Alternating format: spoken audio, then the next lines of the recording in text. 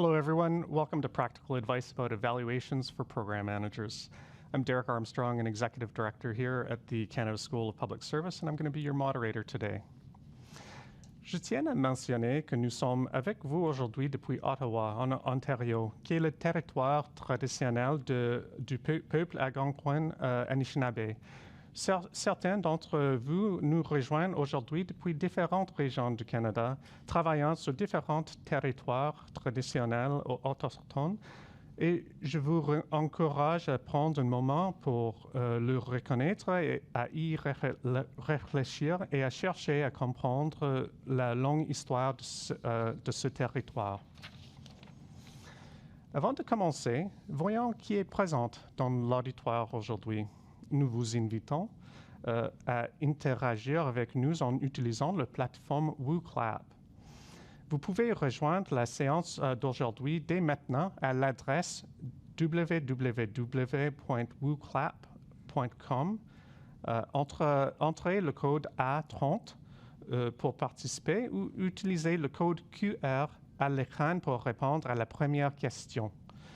Prenez un instant pour répondre à la question sur le lien entre votre travail et l'évaluation. At the end of the session, you will have the opportunity to ask questions. To send in a question, again, go to WooClap, enter code A30, and find the bubble chat icon at the bottom right of your screen. Please do ask questions in the language of your choice.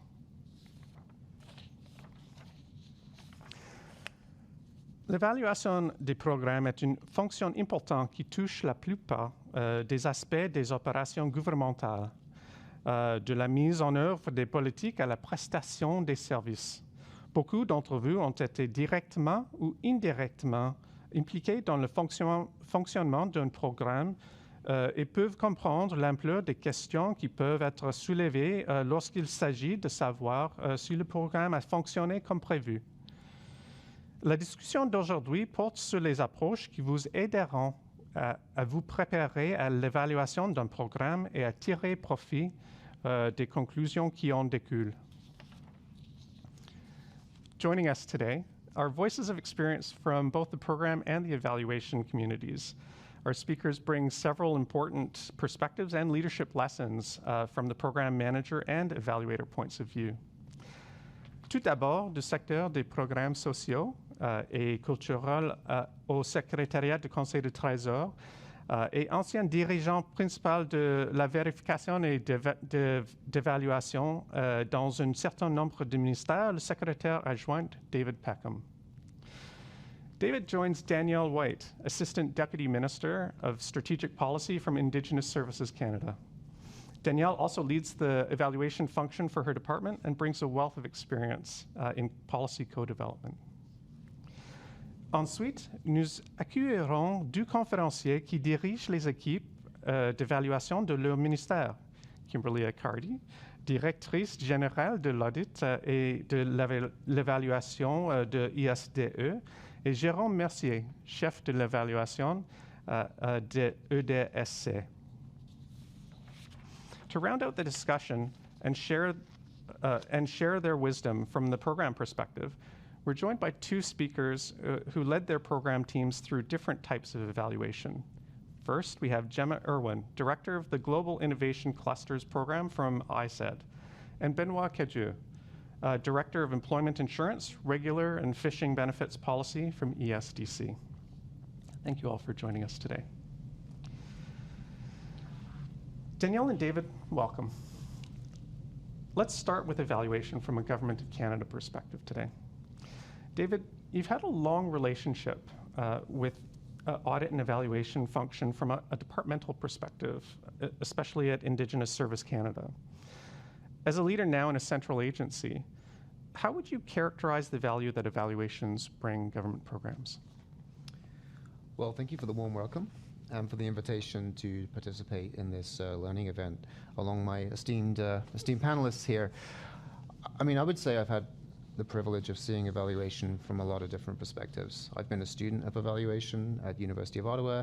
I've led programs that have used evaluations. I've led evaluation functions, and now I take Treasury Board submissions to the board and present them to ministers, which has a flavor there. Donc, c'est vraiment un plaisir de participer à une activité dont l'objectif est d'aider les gestionnaires de programmes à tirer le meilleur parti des évaluations, ainsi qu'à devenir des leaders en matière de culture de résultats dans leur organisation. I think the first point I'll make is, sometimes evaluations are seen as just an accountability or a reporting tool or a necessary thing to do that are not really related to day-to-day program operations, seen as a burden almost. It's my really firm belief that a strong evaluation function is about learning. It can promote accountability, but it's also about improving the programs that we have that serve Canadians so that your clients will feel and see the difference in those programs. So I'm a big believer in evaluation, even though I no longer work in it, and I'm a big believer in its usage. But maybe I'll turn to my good friend and colleague here, Danielle. What do you see as the value of evaluation? So I think I come at that question from a couple of different perspectives. One is the head of evaluation for ISC, also as the ADM of strategic policy. So I see the value in terms of the longer term vision and policy planning for the department, but I also have a couple of programs under my remit, both of which are going into an evaluation in the coming year. So I think in terms of the program piece, both of the initiatives that we're evaluating that fall under my responsibility are fairly new. If they're sitting in strategic policy, chances are they're innovation type initiatives where it was a huge heavy lift to get them up and running and implemented. But inevitably, some things are going to go well and others are going to go less well. And it's possible that some of our initial assumptions on how change is going to occur were off. So really, I see the value of, from a program manager's perspective, of really being able to step back and ask some fundamental questions and get some objective advice so that we can continue to improve, what it is that we're trying to accomplish and how we serve our partners. It's that learning opportunity and that continual improvement opportunity. But I also see from a strategic perspective the value of our evaluation work. We just completed a synthesis where we looked at all of our evaluations going back over a period of the last 7-8 years, thousands of key informant interviews, and we were able to pull out some very common trends that will factor into our medium-term planning, into our human resources planning. One of the things we found is a real challenge when it comes to delivering services in community is the high turnover of our staff. And we started to see it not just in a particular program or a particular sector, but program after program after program. Challenges in terms of the lack of flexibility of our terms and conditions. So we're starting to identify some really systemic issues that we can, work into our future planning. Great. Thanks, Danielle. Good to hear what you're up to at ISC. And I think, building on your points, the value of evaluation is really around the use. It's the findings and the recommendations, and making those, I would say, as actionable as they can be is really helpful for the program. And I think also helping you figure out things like, how do you reach program clients? How do you run the program in a more efficient way? How do you provide evidence to support requests for additional resources? These are all kind of things that program managers can get out of evaluations. But to do that, it's really important that program managers explain to evaluators what they want to use the findings for. So if you imagine the world of an evaluator, you're going into something, you may have no experience in it, you may not have delved into that program. You're as good as the information you get from your colleagues working in that program. And that, for me, in my experience on both sides, makes or breaks an evaluation, really, in terms of its usefulness. Et aussi, lorsque les évaluateurs comprennent vos besoins, vos échéances, vos objectifs, ils peuvent essayer d'adapter la méthodologie d'évaluation en fonction de la situation. Donc, le secrétariat du Conseil du Trésor encourage vivement les évaluateurs à envisager un large éventail d'approches et de méthodes lorsqu'ils travaillent avec vous. And I think also it's opening the eyes of program managers as to what evaluation can be. There's a bit of a perception still, it's very quantitative, or you're not going to get those stories and those kind of qualitative pieces that you might want to think, present to us, Danielle. But I think being aware of all of the methodologies and the tools in the toolbox is really important. Absolutely. Vous avez raison, David, c'est vraiment une question de collaboration entre les évaluateurs des programmes ainsi que des clients ou des partenaires qui dans certains cas, livrent les programmes et des services. Et c'est une opportunité, je le vois comme vraiment un partenariat dans le sens sans perdre notre objectivité, notre neutralité comme évaluateur, mais de mettre l'accent sur notre objectif commun. C'est vraiment d'améliorer des services aux Canadiens et d'assurer l'optimisation des ressources financières. Donc, dans ce contexte-là, c'est la mobilisation, la collaboration avec partenaires sont des principes centraux pour notre pratique d'évaluation au Service autochtone du Canada. Dans nos évaluations, nous cherchons toujours à solliciter la participation des communautés, dans certains cas de co-développer les termes de référence pour des projets d'évaluation pour assurer qu'on pose des bonnes questions et qu'on respecte des expériences vécues de nos clients. J'aime pas le mot client, mais nos partenaires. C'est plus ce qu'on dit. Et en fait, c'est les programmes, les gestionnaires de programmes qui ont ces relations avec des partenaires, avec des intervenants clés. Donc, il faut vraiment travailler en étroite collaboration avec eux.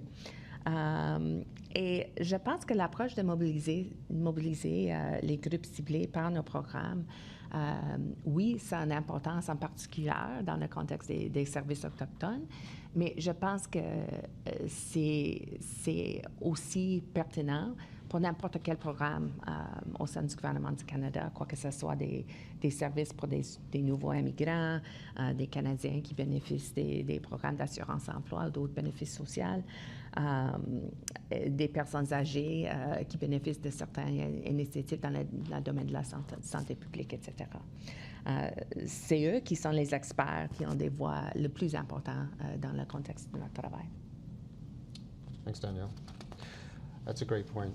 A couple of things I wanted to raise. I think the first is around data. And, the struggle of getting good data has been a struggle since I was in evaluation in 2009, and what are we now, 2024? So I don't think that's changed. But I think the need for good data also hasn't changed. And when I think about when I present to ministers at the board, for example, to have those kind of killer stats at my fingertips as to how many clients have been served, what difference did this make, was this the best way of doing this particular program when you come back for a renewal? Those are really the things that decision makers want to hear.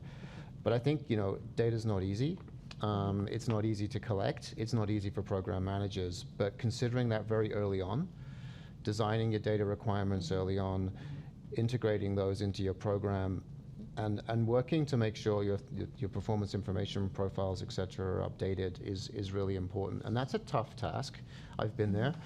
But when it comes to evaluation time, it really makes an absolutely huge difference in terms of the effectiveness of your evaluation. And I think that goes for all sorts of data, performance measurement data, and the data that you collect on the front line. The other point I just want to note is something that's not usually realized, but I've come to value, is the value of documenting a program. If you look at the suite of programs across the Government of Canada, I often find an evaluation is where it's all written down. The history of it, what it's supposed to do, and even that background documentation is actually extremely useful and not often recognized as such. So I just wanted to put that on the table too. But Danielle, how do you feel about evidence and evaluations and what we have? Yeah, so I don't disagree. I think quantitative data, is an absolutely critical element in telling a program's performance story. And we work very closely.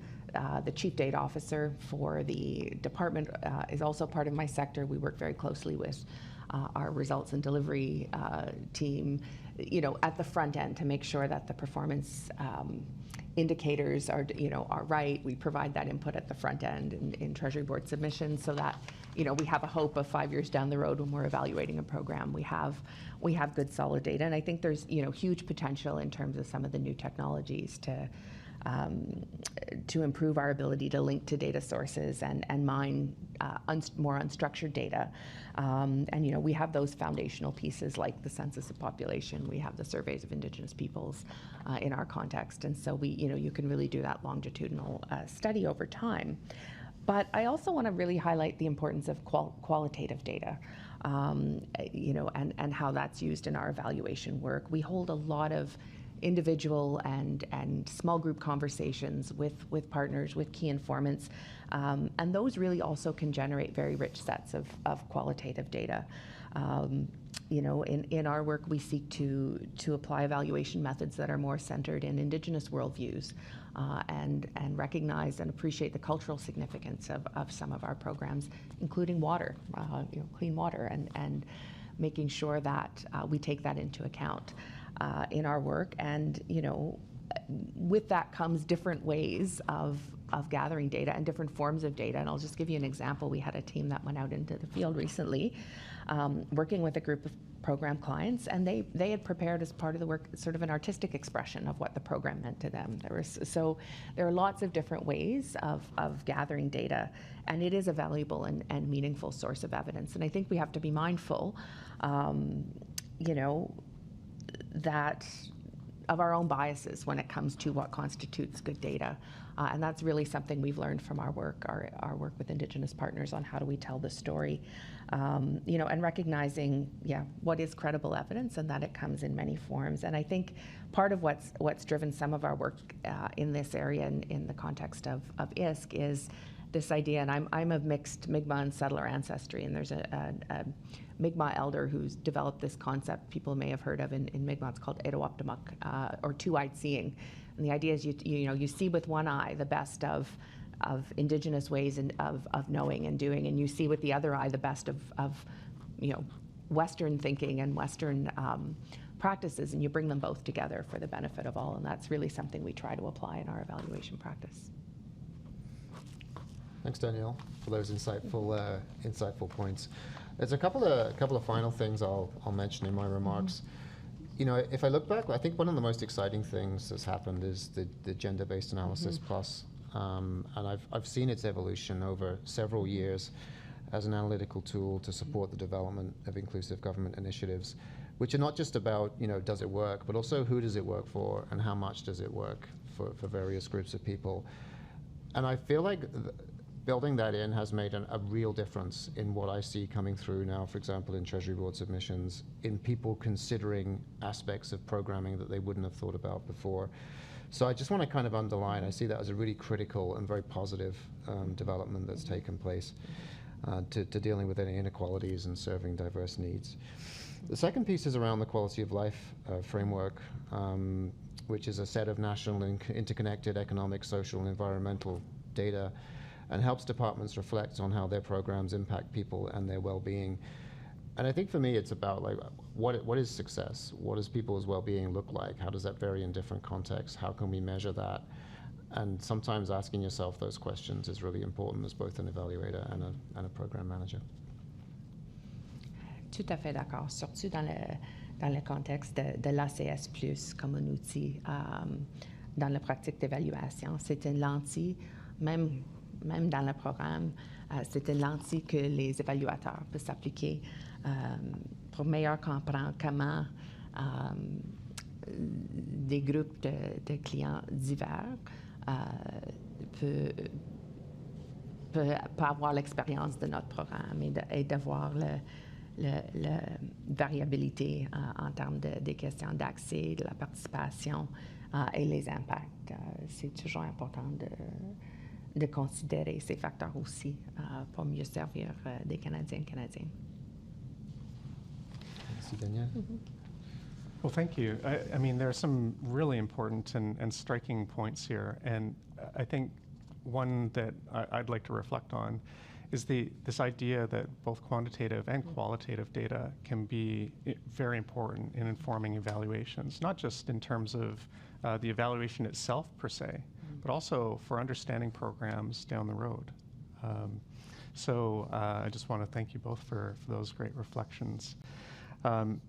Il s'agit vraiment d'un point de vue convaincant sur le rôle que joue l'évaluation dans la responsabilisation, mais aussi dans l'introspection.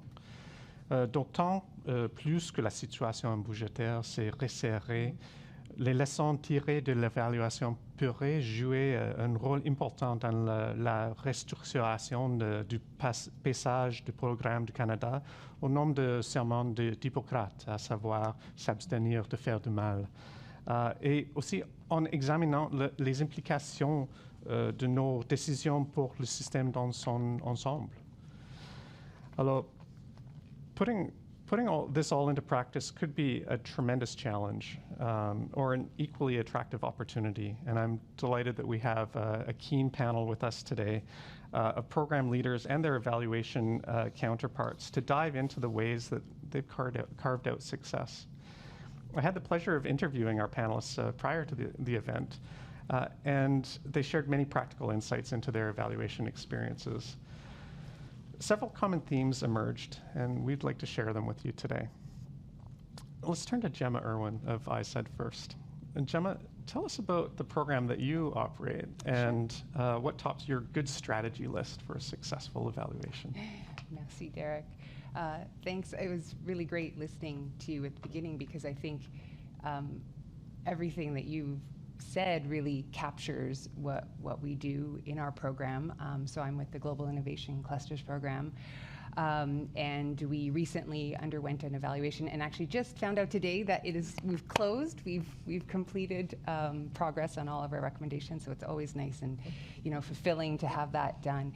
But the clusters were created back in 2017 really as a 10-year play to develop world-leading ecosystems in Canada. And there's 5 independent industry-led clusters.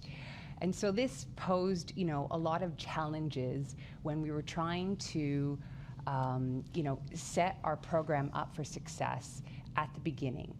You had, 5 new bodies that had to be organized, and then you had to get the right data, the right metrics.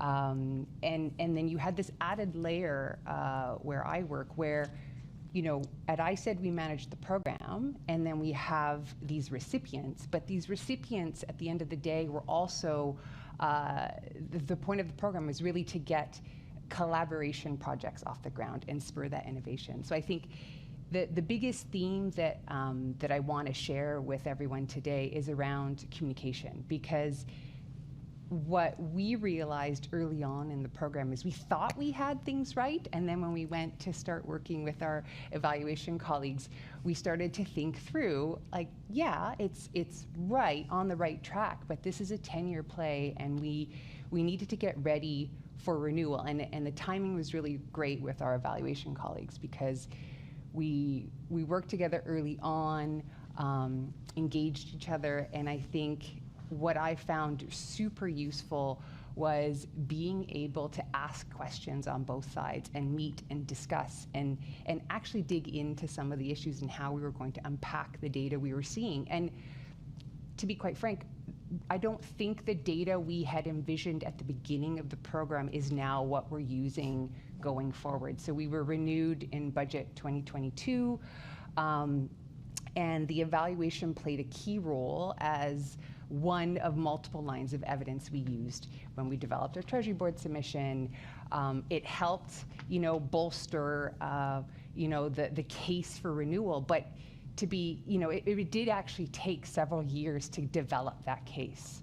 It took several years for the clusters to get off the ground, and then it took some time for us to get through the evaluation and actually see where we are now, and we're in a completely different place than where we started. So it was really great working with the team, and I think the last thing I would say is, as program managers, some of the program managers I'm guessing are watching today, it's daunting when you set out with the evaluation function to figure out what it is you're going to look at. But I think you really need to have a willingness to learn and work with those colleagues and not just say, okay, you asked me these questions, here's my box of information and data, here you go. It doesn't work that way, but it's very easy to take that approach, so you have to keep those lines of communication open. Thanks, Gemma. So pick up the phone and, Yes. and be in constant communication Yes. is what we're hearing. Absolutely. Great, thank you so much. Kimberly Accardi, you lead the evaluation function at ISED. Given what Gemma has shared, what areas would you like to amplify or like us to consider in addition to that? Yeah, I think there's a few, and David and Danielle brought up that, the notion of value for money, and you've talked about, the current, context financially, and evaluation has this wonderful opportunity of making sure that with the finite resources we have, are we investing our time and our energy and our money in the right things for serving Canadians? And so I think to be able to do that, it goes to mindsets, and Gemma spoke to that a little bit in terms of it can be a little daunting to have evaluation come in, and some people are wide open arms and other people aren't so much. And I kind of like to remind people, you would pay huge sums of money for a consulting firm to come in and do the type of work that an evaluation team will come and do. Like, we're going to dig into your data, we're going to look at case studies, we're going to look at, comparisons to other jurisdictions, survey participants. There's a lot of rich information that when you're so busy running a program, once it's going, it's very hard to have the time to do those things. And so I'd really say it's not just about learning and being open in communication, but really lean in to the process. Like invite us, share. Une partie pour moi, ça revient de partager qu'est-ce qui est important pour vous, comme quelles sont vos préoccupations. Y a-t-il des éléments avec lesquels dans votre programme vous avez des questionnements? C'est pas juste les éléments traditionnels qu'on peut évaluer. Si vous me dites qu'il y a quelque chose qui me chicote, j'ai une préoccupation, j'ai une incertitude, si on fait la bonne chose, ça peut nous pointer dans une direction additionnelle pour vraiment rapporter la valeur ajoutée dans l'évaluation qui va vraiment bien informer les prochaines étapes pour le programme comme tel, pour l'investissement qui va avoir lieu. Ça fait que pour moi, c'est très, très, très pertinent en tant que, pas juste une communication active, mais ouverte et franche des deux bords pour qu'on puisse parler de qu'est-ce qui va puis qu'est-ce qui va pas. The other thing for me that I really always talk about, and you spoke to a little bit, is for some of the data, it's really about starting from the beginning, and you talked about working with your chief data officer and what do those performance measurement elements look like in the data strategy. But when you're some of the big organizations, like speaking for ISED, where we have these contribution agreements, it's also about what's the clarity. So, if you're running a program, what is the clarity with recipients in terms of what are the data expectations? Do we have the same definitions? Checking in to make sure that it's coming in consistently, because you can't recreate data 5 years later. And so it's really about getting that good foundation to get the most out of your evaluation. And if you're 3 years in and haven't done it yet, now's a good time to check and see. But I also really like to reinforce that a strong end in the evaluation starts with a great beginning where we've had those thoughtful processes, and you're not just communicating with evaluation, but you're communicating with your, results, your data teams, and also the recipients to make sure that you all have the same definitions of what things are, so when data comes in, you can use it. Wow, that's such a great addition to what Gemma has brought us to. We're hearing some tones here about how that openness to learning and to being able to adapt and evolve even as you're going through the evaluation is so important to being able to make it to the objectives of what you want to learn. And the fact that evaluations are like free research, so take advantage of it. Thank you, Kimberly. Benoît Cadieux. Vous avez vécu des expériences vraiment intéressantes à EDSC en travaillant sur le programme d'assurance emploi alors qu'il faisait l'objet de différentes révisions. Alors, pouvez-vous nous parler un peu de cette période? Merci beaucoup, Derek. Donc oui, en effet, je suis Benoît Cadieux. Je travaille dans la politique de l'assurance emploi. Puis, durant le 5 ans avec le programme de l'assurance emploi, les derniers 5 ans, j'ai eu le plaisir de travailler avec Jérôme ici pour compléter 3 évaluations en particulier. Puis, j'aimerais dire que chacune de ces évaluations-là, pour nous, l'objectif était très différent. Donc, la première évaluation qu'on a complétée, c'est une évaluation pour les prestations de maladie. Puis les prestations de maladie, pour vous donner un peu de contexte, c'est des prestations qui existent depuis les années 70. Elles n'ont pas vraiment changé. Donc, la grosse question est toujours, pourquoi est-ce que vous faites une évaluation? Ça existe, ça fait 40 ans, ça n'a pas changé. Donc, qu'est-ce que vous voulez aller chercher de cette d'une autre évaluation. Il y en a déjà plusieurs qui ont été faites dans le passé. Donc, c'est vraiment la question à se demander en tant que programme, what is it that you want to get from the evaluation? What's the objective? It's working with your evaluation team to really make it clear on what is the evaluation going to bring to you. What was the original objective of the program, and how can the evaluation help you determine whether the program continues to meet that objective or not. And in the case of the EI sickness benefits, what's interesting there is that there was a lot of stakeholders, a lot of government were pushing to extend it to beyond 15 weeks. 15 weeks was not enough. Extend it to 50, extend it to 26, extend it to 35, whatever the number was. And so for us, the evaluation was not so much to determine whether the program as it was worked. We knew it worked. We knew it met its objective. It was to really, can we build into some of this analysis that looks into, is there a need to extend further? Is there a need to extend to 52 weeks or 26 weeks?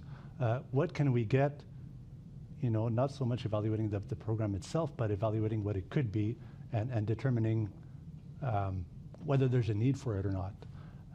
And I would say the timing of that was incredible because shortly around that time, the government had made the commitment to extend to 26 weeks.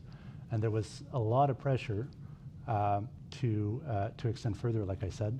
And so the results of the evaluation were extremely useful in building the story, building the case why 26 weeks was the right number. Donc, on a vraiment eu la chance d'utiliser les résultats pour informer nos soumissions au Conseil du Trésor qui sont venues par la suite, nos propositions budgétaires et tout ça. Donc, tout ça pour dire que je pense que quand vous vous assisez avec votre programme d'évaluation, le timing de l'évaluation est super important et super critique parce que ça va déterminer comment utile l'information va être pour vous, pour informer ce qui vient par la suite. I just want to... Do I have a bit of time? Oh, you're good, Benoit. Okay. Pour les deux prochaines évaluations qu'on a fait, on a évalué les prestations maternité parentale. And that was really different because maternity and parental benefits went through a lot of changes, very recent changes. And so the objective there was to look at what was the impact of those changes and was, are those changes, did they make a difference? Are they being used to their full extent? So the focus was very different. It was really about looking in the what recently was changed and seeing if that works, if that made a difference. So I just want to say that again, c'est un exemple où on s'était assis ensemble puis on a établi des objectifs très clairs de ce que nous on voulait en ressortir de cette évaluation-là. Puis je pense qu'à la fin, c'est à cause qu'on avait this mutual understanding of what the objective should be, that we got a lot out of it. For us, it was a very useful evaluation. And the third evaluation we did was on a pilot project that was also done very recently on providing extra weeks of benefits to seasonal workers. And again, that was extremely useful because it informed the future extensions of that pilot project and the development of options for what can we do next? Where can we go from there? So I'll leave it at that. Yeah, that's my experience. Great, merci, Benoit. It's a great example of how evaluations can be brought to bear in a department that has, quite a rich source of data to look at different questions of policy, in fact. So it's a fantastic example. Jérôme Mercier, c'est toujours agréable d'avoir le dernier mot dans un panel. Vous avez passé plusieurs années à diriger des évaluations à EDSC. Comment feriez-vous le lien entre ce que nous avons entendu aujourd'hui et vos propres conseils pour tirer le meilleur parti de l'expérience d'évaluation? Merci, Derek. Toujours un plaisir d'avoir le dernier mot, mais c'est aussi un défi. Hein? C'est-à-dire, où est notre plus-value? Mais non, c'est un plaisir. Merci pour l'invitation. Puis pour cette belle discussion aussi, c'est très intéressant. Couple themes, I think, that stood out for me today. I heard about early involvement. I heard about willingness to learn from each other, open communication, open channel of communications. I think, Benoit, you were alluding to scope. You don't need to scope your evaluations the same way depending on the program. And then there's this whole, sometimes I call it the elephant in the room, is the data. So we talked about that a little bit. I feel all these points, all these themes, it points to evaluation as being a kind of a collective endeavor when you think about it. And one of my favorite saying is that evaluation is a team sport. But for a team sport to work, we need to have a good understanding of what is our respective roles as part of the team. I think it's Kimberly or Gemma was talking about, let's learn about each other. So evaluators come in, they have specific expertise in how to conduct, we were mentioning quantitative, qualitative lines of evidence, and how do you pull all these findings together and find takeaways from this. On the other hand, program analysts, they know their programs inside out, they know their trade-offs, and sometimes these trade-offs may not be as apparent for evaluators as well, where they need to work together. So how can you formalize this partnership or this teamwork?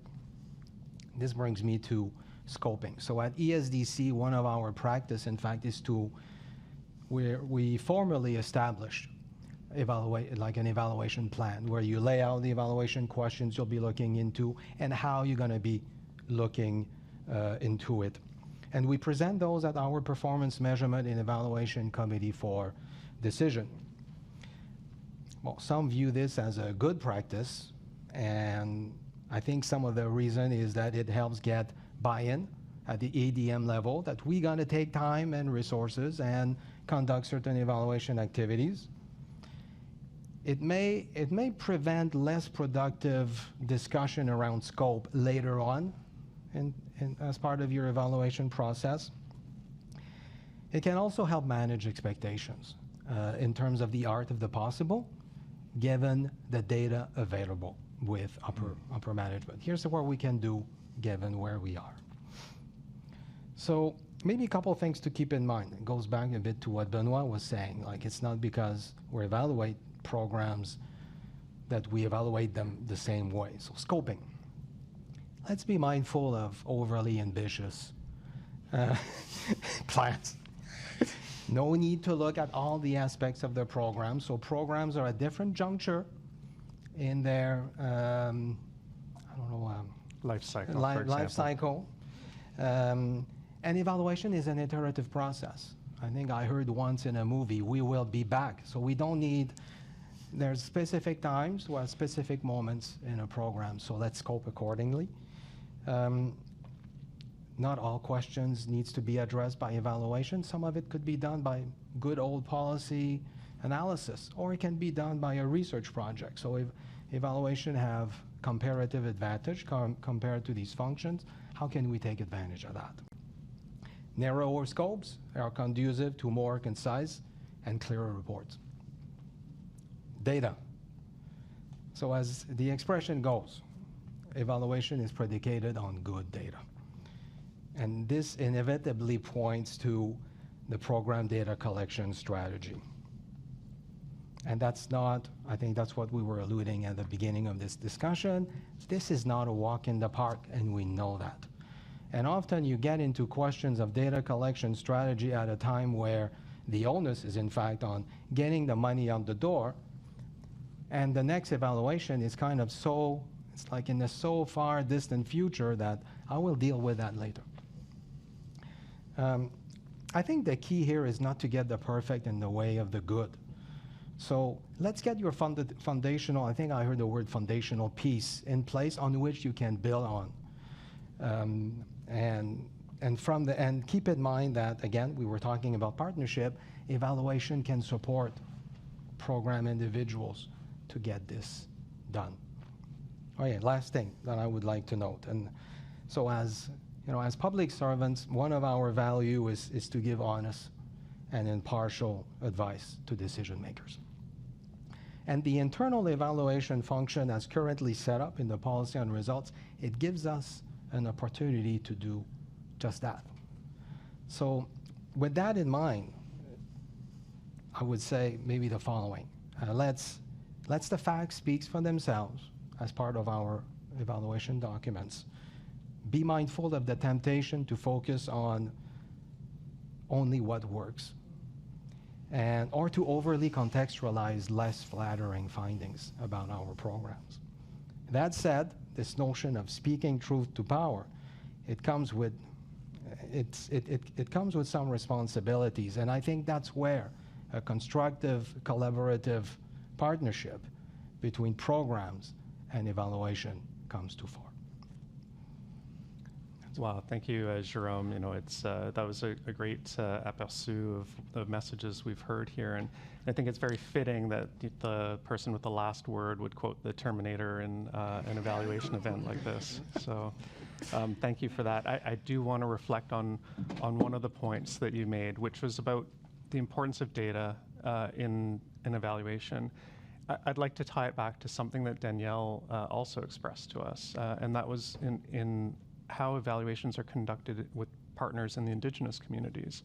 I had the most fascinating interview with one of Danielle's staff in the lead up to this, where she expressed to me how some of the greatest learning that they engaged in their evaluations with Indigenous communities was in not collecting quantitative but qualitative data through narratives, and understanding that how narratives change over time was just as informative, and in some ways provided a deeper understanding of how programs were impacting communities than even quantitative data. So I think it's a lesson for us as members of the evaluation community or members who are enacting programs to keep in mind that quantitative, qualitative, it's about context, it's about understanding, and I think it's very important to just keep that in mind. So thank you very much, Jérôme. En tout cas, what a terrific panel exchange we've had here. A lot of different lessons and ideas and practical tips. But now it's the time you've been waiting for out on the webcast.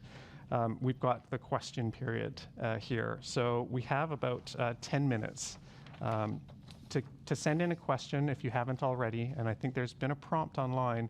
Go to WooClap, enter the code A30, and find the bubble chat icon down on the bottom right side of your screen. Please do remember to ask questions in the language of your choice. Now, we've had a couple of questions come in already during the session, so I'm going to look at the screen here.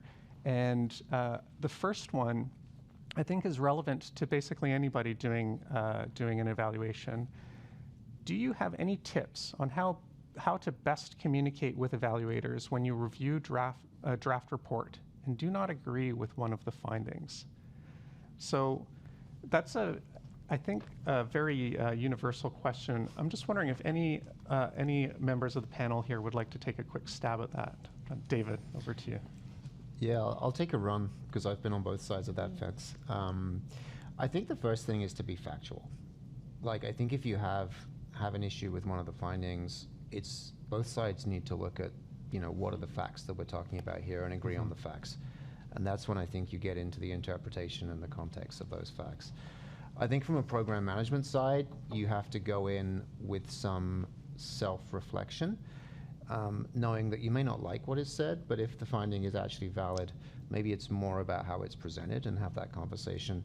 I think as an evaluator, you also have to you need to have your independent judgment, but not sort of stand on that to the point where you don't feel you can ever back down or you can show any sort of flexibility when discussing findings. So that's how I've seen that work best when that's occurred. Great. Kimberly? I think maybe just to build on that, we talked a lot about open communication and early on in, and I think that those are really good points, and that, I think all the tactics that you've indicated, that's really the approach to take. but it's much easier to do if you've already been talking to your evaluator, you've been treating it like it's a collaborative, activity, and the relationships are there. It's like any other conversation you're having with a stakeholder where you might have a divergent view. If the relationship is there, it's much easier to broach.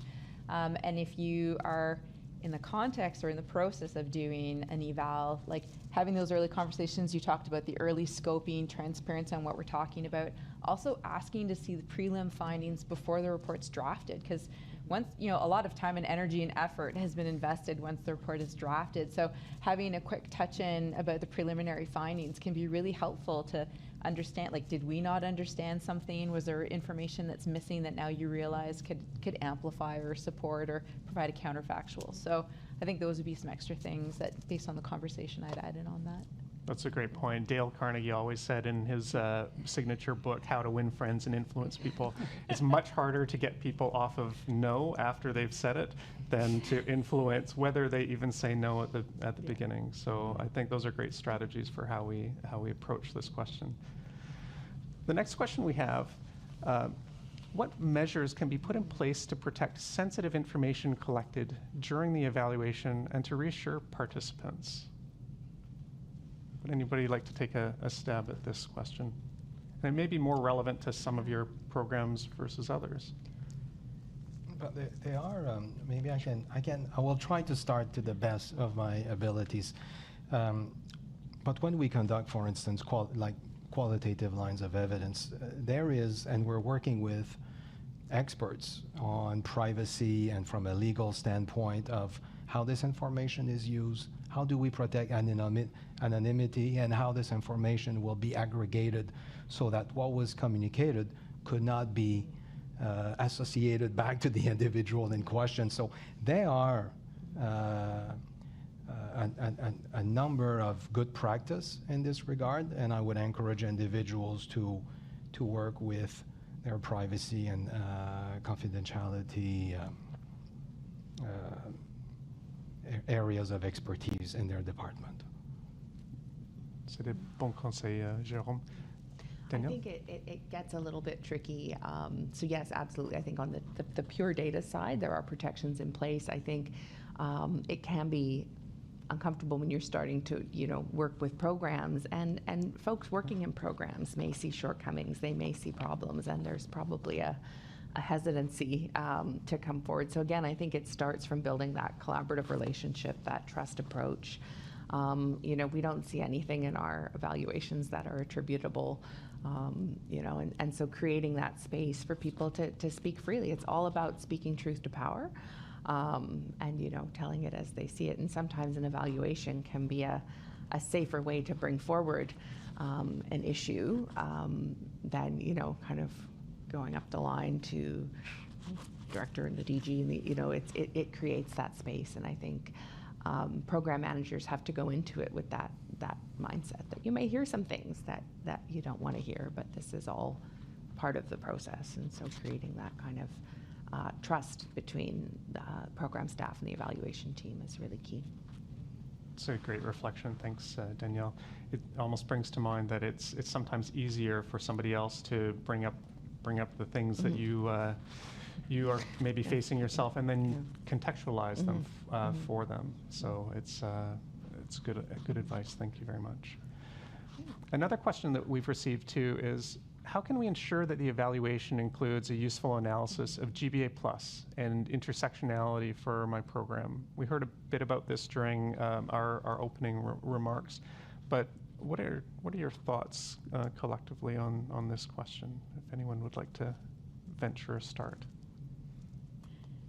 Do you want to start, or I'm happy to start? I think I'm going to pause and reflect on the question, because I actually think one would hope that there was already that assessment done by the program managers, and before you get to the evaluation point. But I think, at least in our case with the evaluation of our program, it was really about taking a second pair of eyes and stepping back.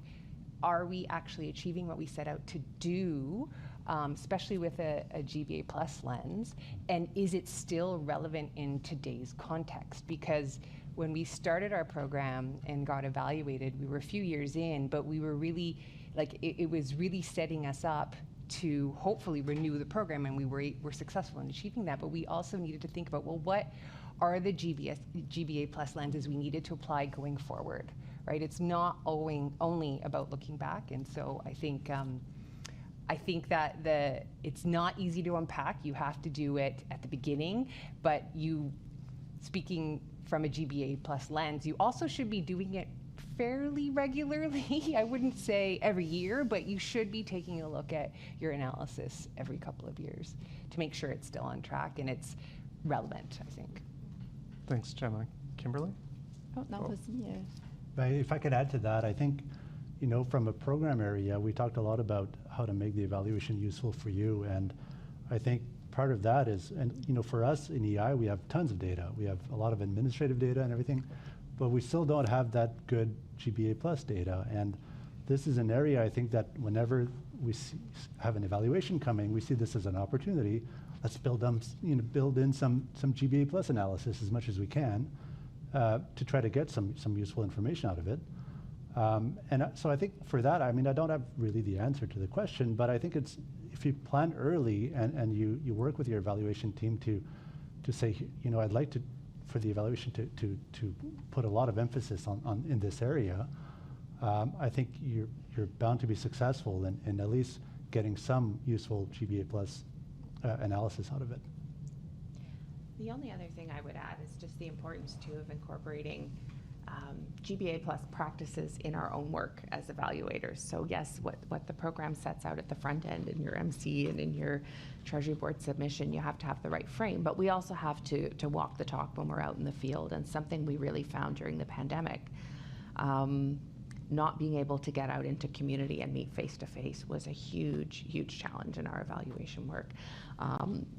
So face-to-face meetings, prioritizing that, creating those opportunities, providing, childcare if you're doing focus groups, or, meeting during certain hours, and applying all of those, good practices, which is perhaps more incumbent on the evaluators than on the program, but making sure that we create every opportunity to hear from that diverse range of folks receiving the services is really important as well.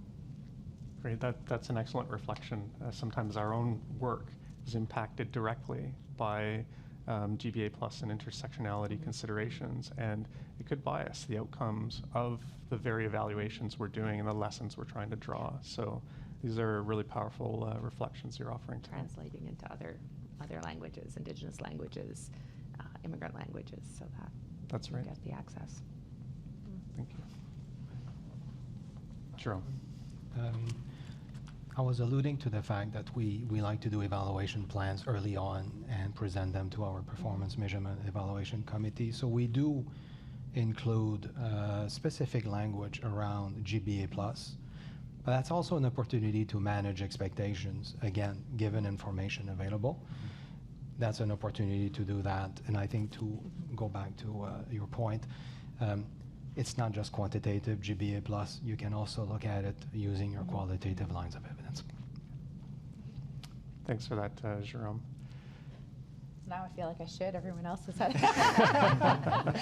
No, but I really appreciate the practical, tangible things and solutions that have been offered on a GBA plus point, because from an ISED perspective, and a little bit like what you're speaking to, is we look at we have GBA in our plan every time we conduct an eval.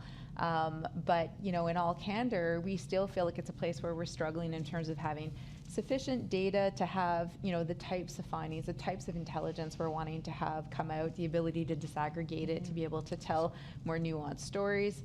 So I think we have a lot of work to do in that space. So really happy to hear some of those tangible things that we can be doing, because I think, to me, one of the values, and I joke about it, is the beauty of evaluation is to share those insights back out to the system. So we can say, a common trend or challenge or persistent issue with us is having sufficient GBA, the type of GBA information we're looking for.